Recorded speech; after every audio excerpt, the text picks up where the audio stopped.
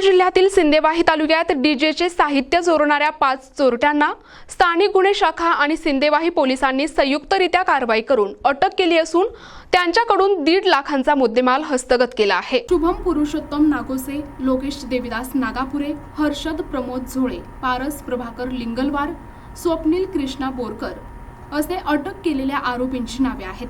शहरातून डीजे साहित्य चोरीला गेल्याची तक्रार सिंदेवाही पोलीस ठाण्यात दाखल झाली होती।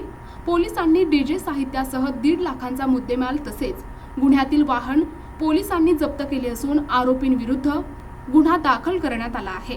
सिंदेवाही पोलिसांनी स्थानिक गुन्हे शाखेची मदत घेऊन तपासाची चक्रे फिरवून 5 जणांना अटक करून गुन्ह्यात वापरलेले वाहन आणि मुद्देमाल जप्त केला आहे।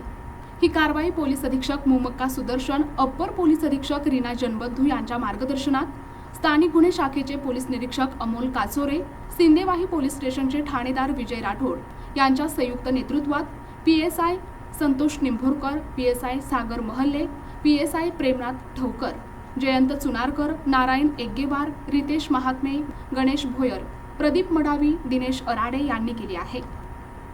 प्रतिनिधी अमान कुरेशी, NTV न्यूज मराठी, सिंदेवाही, चंद्रपूर।